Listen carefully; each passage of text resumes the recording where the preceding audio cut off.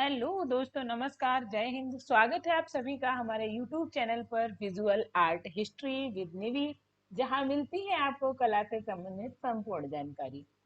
तो जैसा कि हमने आपको प्रागैतिहासिक काल से लेके पहाड़ी शैली, कंपनी शैली, बंगाल शैली, इसके बीच का भी राजस्थानी मुगल सारा कुछ डाटा दे रखा है, सारी वीडियोस आपको दे रखी हैं।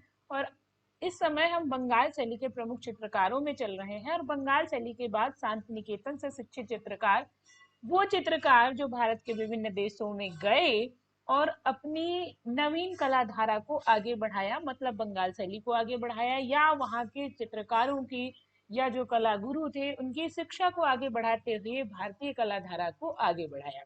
तो ये सुधीर रंजन खासगीर की मैं आज बात करने वाली हूँ, जो कि नंदलाल बोस के शिष्यों में से एक थे। शांति निकेतन से शिक्षित कलाकार कह सकते हैं। और ये और इम्पोर्टेंट ऐसे हो जाते हैं क्योंकि ये लखनऊ कला विद्यालय के प्राचार्य भी रहे। और अगर यूपी टीजीटी की बात करें तो भाई, यूपी टीजीटी की बात हो और उत्तर प्रदेश से या लखनऊ से क्वेश्चन आए तो बनता नहीं है। तो इनको पढ़ना बहुत जरूरी है। वैसे मैं आपको लखनऊ से जुड़े हुए जितने चित्रकार हैं, उत्तर प्रदेश के जितने चित्रकार हैं, उनकी एक श्रृंखला दे दूंगी और उनकी एक अलग प्लेलिस्ट बना दूंगी। लेकिन फिलहाल हम जिस कड़ी में चल रहे हैं उसमें हम सुधीर रंजन खासगीर को पढ़ने वाले हैं। तो चलिए हम शुरू करते हैं सुधीर रंजन खासगीर को। जिन्होंने हमारी पिछली वीडियोस नहीं देखी हैं उन लोगों को मैं कहूंगी कि मेरे चैनल पर विजिट करके आप वीडियोस देख सकते हैं। 200-250 वीडियोस मैंने डाल रखे हैं, तो वो आपको हेल्पफुल साबित होंगे। और टेलीग्राम चैनल पर इस वीडियो की पीडीएफ आपको मिल जाएगी। अगर नए हैं तो कर लीजिएगा सब्सक्राइब। चलिए हम शुरू करते हैं सुधीर रंजन खासगीर को। तो सबसे पहले जब बात आती है सुधीर रंजन खासगीर की, एक चित्रकार के रूप में हम इन्हें जानते हैं, एक मूर्तिकार के रूप में भी जानते हैं। सुधीर रंजन खासगीर को लोक जीवन के कलाकार की उपाधि से भी हम जानते हैं। इनको लोक जीवन का कलाकार कहा गया है। इन सुधीर रंजन खासगीर का जन्म 24 सितंबर 1907 में चिटगांव बांग्लादेश में हुआ था। अब यहाँ से आपको क्वेश्चन क्या बनता है, कहाँ हुआ था? तो बांग्लादेश में हुआ था, गांव चिटगांव। कब हुआ? 24 सितंबर 1907 में इनका जन्म हुआ था। ये क्लियर हो गया। यहीं पर एक चीज और जान लीजिए, सुधीर रंजन खासगीर के जो पिता थे सत्य रंजन खासगीर, ये एक इंजीनियर थे। तो वो नहीं चाहते थे कि ये चित्रकार बने, पर इन्हें चित्रकार बनने के लिए इनकी, हम कह सकते हैं, आत्म प्रेरणा जो है उसने इन्हें प्रेरित किया। तो हम बढ़ते हैं इनकी शिक्षा के विषय में। इनकी शिक्षा शांति निकेतन में हुई नंदलाल बोस से। अब यहाँ क्वेश्चन आ जाए कि नंदलाल बोस का शिष्य कौन है? सुधीर रंजन खासगीर है, या खासगीर के गुरु कौन है? तो नंदलाल बोस है। लेकिन यहाँ इन्होंने कान से ढलाई की शिक्षा जो है वो कहाँ से ली? तो इन्होंने इंग्लैंड से एरिक गिल से ली थी। मतलब अब यहाँ पर आपको एक चीज और क्लियर हो गई कि इनको कान से ढलाई की शिक्षा कहाँ से हुई? तो इंग्लैंड से हुई, और इंग्लैंड में भी किससे? एरिक गिल से हुई। और इन्होंने किस माध्यम में काम किया? तो यहाँ सीधी सी बात है, कांस्य में इन्होंने काम किया, मूर्तियां भी इन्होंने बनाई हैं। इनके विषय में सारी चीजें हम आपको डिटेल में बताने वाले हैं, तो बने रहिएगा हमारे साथ। अब अगर हम इनको शिक्षक के रूप में देखते हैं कि इन्होंने बतौर टीचर या एज अ प्रिंसिपल कहाँ काम किया, तो इन्होंने सन 1935 ईस्वी में दून कला विद्यालय में शिक्षक रहे खासगीर। ठीक है, शिक्षक रहे, और ये भारत के पहले कला शिक्षक थे दून कला विद्यालय में। या हम कहें पहले भारतीय, भारत के पहले नहीं कहेंगे, पहले भारतीय कला शिक्षक जो थे दून कला विद्यालय में सुधीर रंजन खासगीर थे। अगर क्वेश्चन आएगा तो यहीं से आएगा कि कहाँ के शिक्षक थे, कब थे, या दून कला विद्यालय का प्रथम भारतीय शिक्षक कौन था। यहाँ पर आप देख सकते हैं सुधीर रंजन खासगीर महोदय कुछ मूर्तियों के साथ, ऊपर इनकी खुद की पेंटिंग लगी हुई है। तो ये पहले शिक्षक थे दून कला विद्यालय में। फिर विशेष आग्रह पर सन 1956 ईस्वी में ललित मोहन सेन के बाद में भी ये बन जाते हैं लखनऊ कला विद्यालय के प्राचार्य। ठीक है, पहले असित कुमार हलदार, ललित मोहन सेन, सुधीर रंजन खासगीर, फिर रणवीर सिंह बिष्ट, ऐसे करके जो है प्राचार्यों का क्रम रहता है लखनऊ कला विद्यालय का, तो लखनऊ कला विद्यालय के प्राचार्य 1956 में बन गए। ठीक है। इसके बाद बात आती है कि सुधीर रंजन खासगीर को कौन से पुरस्कार मिले। बहुत ही सरल व्यक्ति थे, बहुत ही सहज व्यक्ति थे। इनके विषय में कहा जाता है कि ये जब शुरू में बहुत बहिर्मुखी थे, बाद में लास्ट टाइम में इनका जब अंतिम टाइम समय था, तो उस समय ये लोगों से मिलना जुलना इन्होंने बहुत कम कर दिया था। केवल उन्हीं से मिलते थे जिनसे मिलकर इनको शांति मिलती थी, बाकी सबसे मिलना जुलना छोड़ दिया था इन्होंने। 1957 ईस्वी में इनके बहुत ही कला के प्रति बहुत अच्छे योगदान के लिए इन्हें पद्मश्री पुरस्कार से सम्मानित किया गया और ये पद्मश्री पाने वाले प्रथम चित्रकार बने। अब यहाँ पर आपको बताना है कि पद्म भूषण पुरस्कार सबसे पहले किस भारतीय चित्रकार को मिला। अब पद्मश्री आपको याद रखना है, 1957 में इन्हें पहला पद्मश्री मिला। 1954 में पद्मश्री, पद्म विभूषण, पद्म भूषण की शुरुआत हुई थी और पहला पद्म विभूषण नंदलाल को मिलता है। 55 में मिलता है यामिनी राय को पद्म भूषण और 57 में इनको मिला पद्मश्री। तो ये चीज आपको यहाँ पर ध्यान रखनी है। ठीक है। ये पद्म पुरस्कार का आरंभ कब हुआ था, तो 1954 ईस्वी में हुआ था, ये भी आपको ध्यान रखना है। इसके बाद हम इनके चित्र देख लेते हैं और उसके बाद हम इनके चित्रों की तकनीकी भी देख लेंगे। सारी चीजें पॉइंट टू पॉइंट यहाँ मिलेंगी, कुछ भी आपको अनर्गल नहीं मिलने वाला है। इनके चित्रों की बात करें, मोस्ट इंपॉर्टेंट है अधिक अन्न उपजाऊ, इंपॉर्टेंट है रविंद्र की मुखाकृति, मीरा, बांसुरी बजाने वाले गरीब की दुनिया है, क्योंकि ये खुद बांसुरी बजाने में इनको आनंद आता था, अपने मन की शांति के लिए बांसुरी बजाते थे। और इनके बहुत से चित्रों में, कई चित्रों में आप देखेंगे, एक तो पलाश, दूसरा बांसुरी और एक नदियां, ज्यादातर इनके चित्रों में आपको देखने को मिलती है। तो इनके चित्र जो हैं, मीरा, बांसुरी बजाने वाली गरीब की दुनिया, मदर एंड चाइल्ड, संथाल आदमी का बांसुरी बनाना, lady with bird, the dancer, नाचने वाली, women, a women last in ford, तूफान की यात्रा, नववधु इम्पोर्टेंट है, नववधु इम्पोर्टेंट है। और इनका जब हम देखें, बांसुरी बजाने वाली गरीब की दुनिया इम्पोर्टेंट है। Krishna tooting to the gopi in the Vasant, मतलब गोपी को बांसुरी बजाना सिखा रहे हैं, यहाँ हम यूं कह सकते हैं इरिटेटिंग भी। अब यहाँ देखिए, यहाँ पर जो गोपी है, यहाँ वो अपने कान बंद कर रखी है और कृष्ण उनको बांसुरी लगा के छेड़ से रहे हैं। तो ये चीज, ये चित्र इनका है। पलाश के फूल, बापू, भिक्षुणी, तालाब से वापसी, माँ, दीप जलता रहे, दीपदान, माँ शिशु। इनका सर्वश्रेष्ठ चित्र माँ शिशु है और आगे मैं आपको बताऊंगी, क्योंकि देखिए चीजों को समझते हुए चलिए, इनके चित्रों पर विसेंट वान गॉग का प्रभाव था। माँ और शिशु इनका इन्हीं में से एक चित्र है, बहुत अच्छा चित्र है। अमल तास पर कौए, ये चित्र अभी आपको इनको मैं समझाऊंगी, पहले चित्र याद कर लीजिएगा। पलाश के फूल, संगीत साधक, विधवा, वसंत लय, ये सारे चित्र जो है किसने बनाए हैं, तो खासगीर के द्वारा बनाए गए हैं। अमल तास पर कौए, आपको जब चित्र याद आता है तो यहाँ पर एक चीज याद करो कि धान के खेत में कौए, चित्र याद होगा आप लोगों को, विसेंट वान गॉग का था। और वैसा ही चित्र एक बनाया था आपके परमानंद चोयल ने, झोपड़ी पर कौए। अब इन्होंने कहाँ बनाए, अमलताज पर कौए। तो ये कुछ कौए कौए कौए का एक वो बन गया ना, सीक्वेंस। तो आपको ये तीनों याद रखने हैं और ये बताता है, जाहिर करता है, अगर पूछ ले ये चित्र किससे प्रभावित था, तो कौए से आप निकाल लेना। ठीक है। चलिए आगे बढ़ते हैं। अब एक चीज यहाँ पर आपको और याद रखनी है कि रणवीर सिंह बिष्ट के शिष्य कौन से थे। सॉरी, माफ करना, रणवीर सिंह बिष्ट नहीं, सुधीर रंजन खासगीर की बात मैं यहाँ पर कर रही हूँ। सुधीर रंजन खासगीर के शिष्य, तो ये तीनों लखनऊ से ही शिक्षित हैं। अब इनको, आपको इनका विद्यालय नहीं ढूंढना, जैसे अवनींद्र नाथ के शिष्यों का विद्यालय नहीं ढूंढना कलकत्ता कला विद्यालय, ऐसे ही रणवीर, बार बार रणवीर आ रहा है, माफ करना, वो भी लखनऊ कला विद्यालय के थे। खास्तगीर जी की बात मैं कर रही, मदन लाल नागर सुधीर रंजन खासगीर के शिष्य थे। रणवीर सिंह बिष्ट, ये इन्हीं के शिष्य थे जिनका मैं बार बार नाम ले लेती हूँ। अवतार सिंह पवार, ये तीनों शिष्य किसके थे? आपके सुधीर रंजन खासगीर के थे। और सुधीर रंजन खासगीर स्वयं किसके शिष्य थे? तो वो स्वयं जो है नंदलाल बोस के शिष्य थे। अब यहाँ पर आपको एक चित्र आपकी स्क्रीन पर दिख रहा है, लेडी विद द बर्ड। यहाँ देखिए कहीं ना कहीं वो पैच जो विसेंट वान गाग यूज करते थे, एक ड्राई ब्रश की तरह यूज किया गया है। काफी हम कह सकते हैं लयात्मक और उन्हीं से प्रेरित चित्रण इन्होंने किया है सुधीर रंजन खासगीर ने। आप देख सकते हैं लेडी विद वर्ड, इस चित्र का नाम क्या है?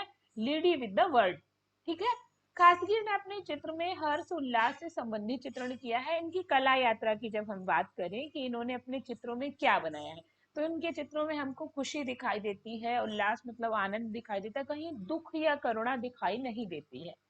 इनके चित्रों का विषय श्रमिक व सामान्य जनजीवन के कारण इन्हें लोक जीवन का कलाकार कहा गया। इनके चित्रों में जो विषय रहा, तो इन्होंने कोई हाई सोसाइटी को चित्रित करने के लिए नहीं चुना, राजकुमारी चित्रित करें, ये चित्रित करें, इन्होंने बहुत ही सामान्य जनजीवन लिया। अब चूंकि इनका जन्म बंगाल में हुआ था, तो आप देखेंगे ना इन्होंने संथाल से भी रिलेटेड एक दो चित्र बनाए हैं। क्यों? क्योंकि संथाल जो है बंगाल की जनजाति है। जो चित्रकार बंगाल से जुड़ा रहा है किसी भी तरीके से, उसने संथालों पर चित्रण जरूर किया है ना। चाहे यामिनी राय हो, चाहे नंदलाल बोस हो, चाहे आपके खासगीर हो, चाहे रामकिंकर बैज हो, देवी प्रसाद राय चौधरी हो, कोई भी ले लो, ये सबने चित्रित किया है। इनके चित्र तैल, जल, पेस्टल तथा पोस्टर सभी प्रकार के माध्यमों में बनाए गए हैं। मतलब इन्होंने तैल रंग में, पोस्टर रंग में, पेस्टल रंग में, जल रंग में सभी माध्यमों में काम किया है। कोई भी माध्यम ऐसा नहीं था जो एक एक पकड़ के चलते। इनके ऋतुओं से संबंधित तथा मानसिक भावनाओं को सरोकार कर इनके चित्रों की विशिष्टता, काफी ज्यादा इनके चित्रों की विशेषता है कि इनके चित्रों में ऋतुओं से संबंधित और मानसिक भावनाओं को साकार किया है। और यही इससे सुशोभित होते हैं इनके चित्र। व्यक्ति के मन में क्या चल रहा है वो ये चित्रों पर दिखाने की कोशिश करते हैं। कहीं ना कहीं ये चीज देखेंगे आप अभिव्यंजनावादियों में थी, और इनके चित्रों में भी ये चीज दिखाई देती है। तो ये चीज आपको ध्यान रखनी है। अब हम बात करें इनकी कला में जीवन का यथार्थ है। वो बांसुरी बजाने वाले गरीब की दुनिया, बांसुरी बजाता व्यक्ति, एकाध चित्र छोड़कर इनके सारे चित्र ऐसे ही हैं। अब जैसे इनका चित्र है तूफान में यात्रा, इसमें अणुबम की विभीषिका से लड़ने वाले शांत दूत जो कपोत, कपोत कहते हैं कबूतर को, किसको कहते हैं तो ये याद रखना, कबूतर। कपोत होता है कबूतर। ठीक है, जैसे फाख्ता पक्षी की तरह कपोत। कबूतर को शांति का प्रतीक माना जाता है। और उसी विभीषिका जो तूफान में यात्रा है, मतलब ऐसा दिखाया है कि जो ये परमाणु बम की विभीषिका है, पूरा जंगल, घना जंगल, और उसमें एक कबूतर उड़ रहा है, ये उस विभीषिका से बचने के लिए उड़ रहा है। ये हम कह सकते हैं वो शांति का प्रतीक है। जब तक शांति नहीं आएगी, जब तक परमाणु बम नहीं रोका जाएगा, तब तक शांति संभव नहीं। यही चीज इन्होंने अपने चित्रों में दिखाई। श्रमिकों और साधारण जनजीवन से ही उनकी कला के विषय जुड़े रहे हमेशा। आप चाहे बांसुरी बजाने वाले गरीब की दुनिया देख लें, चाहे आप कोई भी इनका चित्र उठा के देखें, सब में ऐसे ही आपको मिलेगा।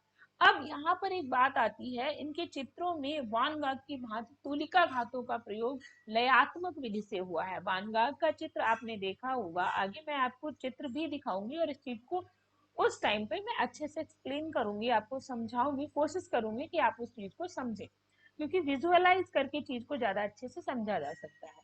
चलिए इनसे जुड़े कुछ और पॉइंट देख लेते हैं। इन्होंने लखनऊ कला विद्यालय में इतना काम किया कि इन्हें लखनऊ कला विद्यालय का सूर्य कहा जाने लगा। ठीक है, क्यों? क्योंकि इन्होंने लखनऊ कला विद्यालय में बहुत काम किया और एक तरीके से उसे ऊपर से ऊपर पहुंचाने का प्रयास किया। अब 1960 में गोमती में बाढ़ आई, यह बाद नहीं बाढ़, गोमती में बाढ़ आई और उसमें सुधीर रंजन खासगीर की बहुत सारी कृतियां बह गईं। इन कृतियों के बहने का दुख जो था, वो उसने इन्हें अंदर से मानसिक रूप से झकझोर कर रख दिया। क्योंकि देखिए, किसी की पूंजी उसका कार्य होता है, और इनकी पूंजी इनके चित्र थे, और एक तरीके से वो उसमें बह गए बाढ़ में। इन्होंने खुद जाके, दूसरे चित्रकार एक थे उनके घर में शरण ली, इनके घर में जगह ही नहीं थी इतनी बाढ़ के कारण, तो इनकी कृतियां भी बह गई। वो चीज इनको अंदर से एक तरीके से झकझोर गई, और वहीं से इन्होंने क्या किया, वहीं से थोड़े शांत से हो गए। कास्टगिर के चित्रों की पहली प्रदर्शनी की अगर हम बात करें तो सन 1934 ईस्वी में लंदन में लगी थी, याद रखना। ये क्वेश्चन आ सकता है कि किसकी कृतियां बाढ़ में बह गई थी। अब यहाँ पर मैं क्वेश्चन पूछती हूँ, किसने बाढ़ की कृतियां बनाई थी, मतलब बाढ़ के दृश्यों को चित्रित किया था। सुधीर रंजन खासगीर के चित्रों की भारत में पहली प्रदर्शनी की बात करें तो 1937 ईस्वी में इन्होंने इलाहाबाद में अपनी पहली प्रदर्शनी लगाई थी। तो यहाँ पहली, इनकी सबसे पहली की बात करें प्रदर्शनी की तो 1934 ईस्वी, और भारत में बात करें तो 1937 ईस्वी। इसके बाद इन्होंने बहुत सारी प्रदर्शनियां लगाई, इन्होंने कई देशों की यात्रा की। जब ये इंग्लैंड जाते हैं तो वहां मिलते हैं एरिक गिल से, और वहां से इन्होंने चित्रकला या मूर्ति कला सीखी। ये सारी चीजें वहां से इन्होंने प्रैक्टिस की थी। ठीक है। इसके बाद खासकर की प्रसिद्ध मूर्ति जो है, महाकवि और विचारक है, काफी इंपॉर्टेंट है, मोस्ट इंपॉर्टेंट है। और मैं बता दूं, इनका चित्रण का प्रिय विषय जो था वो भी रविंद्रनाथ रहा है, उनको इन्होंने बहुत चित्रित किया। खासकर एक अच्छे बांसुरी वादक थे, मैंने आपको शुरुआत में ही बताया था, बहुत अच्छी बांसुरी बजाते थे। ये जो चित्र आप देख रहे हैं, सुधीर रंजन खासगिर ने बनाया, माता और शिशु। कुछ ऐसे ही एक चित्र है नंदलाल बोस के द्वारा बनाया गया, मदर फीडिंग हर चाइल्ड। उसमें क्या है, इस बच्चे की कंडीशन ये है कि बच्चा गोद में यूं करके लेटा हुआ है यहाँ, और यहाँ बच्चा ऊपर है। थोड़ा सा टेक्निक में अंतर है। तो ये चित्र किसका है, माता और शिशु। ये सुधीर रंजन खासगीर के द्वारा बनाया गया चित्र है, ये आप देख सकते हैं। इसमें वो पैचेस नहीं है जो आपके विसेंट वैन गॉग वाले हैं, यहाँ पर इन्होंने कुछ सपाट तरीके से चित्रण किया है। ये चीज यहाँ आपको देखने को मिलेगी। और मैंने कहा था कि आपको मैं समझाऊंगी कि कैसे इन्होंने वैन गॉग की तरह पैच दे के चित्रण किया है, ब्रश के पैचेस दिए हैं। तो अब ये पेंटिंग जो है नृत्य, ठीक है, ये पेंटिंग किसकी है, ये आपके सुधीर रंजन खासगीर की पेंटिंग है। और ये आप लोगों को पता ही होगा, वर्ल्ड फेमस पेंटिंग किसकी है, ये है आपके विसेंट वैन गॉग की। ठीक है। ये पेंटिंग द डांसर या नाचने वाली पेंटिंग है। इसके स्ट्रोक आप देखिए, विसेंट वैन गॉग की पेंटिंग के। इसको मैं थोड़ा सा बड़ा करती हूँ, एक मिनट रुकिए आप लोग।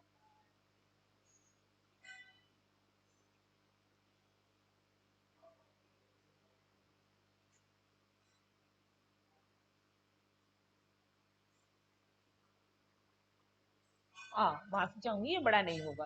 तो अब हम जब देखते हैं कि ये पेंटिंग, इसके पैच देखिए, सेम वही पैचेस जो पैचेस विसेंट वैन गॉग के हैं, ऐसे ही पैच वर्क, ऐसे ही ब्रश लगाने का प्रयास, चाहे इसकी स्लीव्स में हो, चाहे इसकी साड़ी पर हो, चाहे इसके आसपास हो, इसके कपड़ों में वही पैचेस दिखाई देते हैं जो विसेंट वैन गॉग की टेक्निक है, उसी टेक्निक को अपनाने का प्रयास इन्होंने किया है। तो ये चीज अब आपको क्लियर हो गई होगी, किससे प्रभावित थे, वैन गॉग से। और कैसे पेंटिंग की, तो उसके पैच वाला, ये जो हम कह सकते हैं ब्रश के स्ट्रोक्स जो इन्होंने मारे हैं, उन्हीं को अपनाते हुए इनकी पेंटिंग है। ये छोटी इसलिए रखी क्योंकि ये आप लोग देख सकते हैं, देखे हुए होंगे। ये पेंटिंग मैंने दिखाई और उदाहरण देके आपको बताया कि ऐसे इन्होंने बनाया है। ठीक है। अब अलग अलग तरीके की पेंटिंग, इन्होंने जिन तरीकों में पेंटिंग की है उनको मैं दिखाती हूँ। एक तो ये वैन गॉग की ही तरह यहाँ लंबे पैच देकर वैसे काम किया गया है। यहाँ देखेंगे आप, विरहिणी जो इनकी एक है, उसका चित्रण है विरहिणी की तरह या ऐसे। यहाँ आप देखेंगे एक युगल का चित्र इन्होंने बनाया है, ये भी देख सकते हैं। एक यहाँ स्त्री का चित्र है, और यहाँ पर इनके साइन भी है सुधीर रंजन खासगीर के।